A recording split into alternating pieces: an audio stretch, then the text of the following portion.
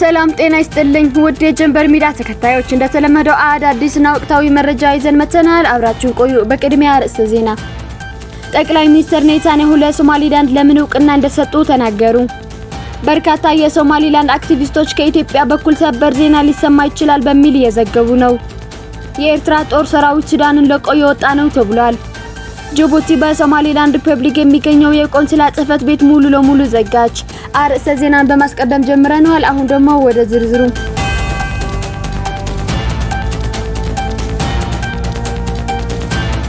የእስራኤሉ ጠቅላይ ሚኒስትር ቤንጃሚን ኔታንያሁ ኒውስ ማክስ ከተሰኘው የአሜሪካ ሚዲያ ጋር ሰፋ ያለ ቃለ ምልልስ ያደረጉ ሲሆን ከተነሱላቸው ጉዳዮች አንዱ የሶማሊላንድ እውቅና የተመለከተ ነው። ሲናገሩም ሶማሊላንድ ሙስሊም ሀገር ናት፣ 6 ሚሊዮን የተረጋጉ ሙስሊሞች የሚኖርባት የአብርሃም ስምምነት መቀላቀል የሚፈልጉ ህዝቦች ያሉትም ናት ያሉት ጠቅላይ ሚኒስትሩ ይህ በራሱ ጥሩ ነገር መሆኑን አስረድቷል። ኔታንያሁ ጨምሮም ሶማሊላንዶች ዲሞክራሲያዊ ናቸው፣ ምርጫ ያደርጋሉ፣ የተቀረው ሶማሊያ ግን በአልሸባብ ከባድ ትርምስ ውስጥ የገባ ከመሆኑ በላይ ከ10 ዓመት በላይ ምርጫ አድርጎ አያውቅም። ስለዚህ ከሶማሊያ ይልቅ ሶማሊላንድ የተረጋጋ ሀገር ነው ብለዋል። ሲቀጥሉም እንደዚህ አይነት የተረጋጋና ዲሞክራሲያዊ ሀገር የአብርሃም ስምምነት ለመፈረም ፈቃደኛ ሲሆን ማንንም ሰው እምቢ አይለውም፣ የወሰድነው እርምጃ ሁሉም የሚያደርገው ነው በማለት ገልጸዋል። ኔታንያሁ በቃለ ምልልሳቸው ሁሉም ሀገር ለሶማሊላንድ እውቅና ለመስጠት ጫፍ ላይ መድረሱን ጠቅሰው ነገር ግን የአጋጣሚ ሆኖ እኛ የመጀመሪያ ሆነናል በማለትም ተናግረዋል።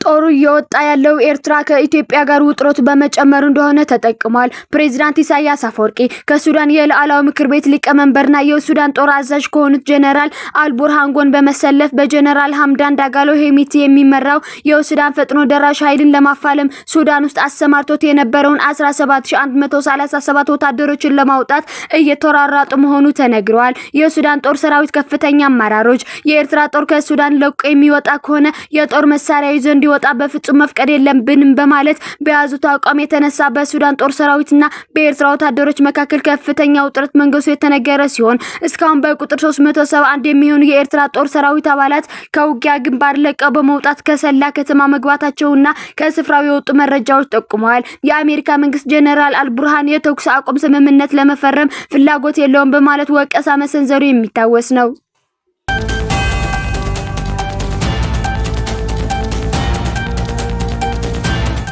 ሶማሊላንድ የጅቡቲ አምባሳደሯን ጠራች። እስራኤል ለሶማሊላንድ ሪፐብሊክ በሰጠችው ህጋዊ እውቅና ከሶማሊያ በላይ የተቆጣችው ጅቡቲ በሀርጌሳ የሚገኘው የቆንስላ ጽህፈት ቤቷን ሙሉ ለሙሉ ዘግታለች። በሌላ በኩል ሶማሊላንድ ሪፐብሊክ የጅቡቲ አምባሳደሯን ወደ ሀርጌሳ ጠርታለች። እስራኤል ለሶማሊላንድ ሪፐብሊክ ህጋዊ እውቅና መስጠቷን ተከትሎ ጅቡቲ በከፍተኛ ተቃውሞ ውጤቱን ለመቀልበስ የተንቀሳቀሰች ትገኛለች። የዛሬ 2 ዓመት ሶማሊላንድ ከኢትዮጵያ ጋር የፈረመችውን የመግባቢያ ስምምነት ተከትሎ በስምምነቱ ከፍተኛ ቅሬታ የነበራት ጅቡቲ በሀርጌሳ የነበራትን የቆንስላ ኃላፊ መጥራቷ የሚታወስ ሲሆን ቆንስላው አገልግሎት መስጠት አቆሟል።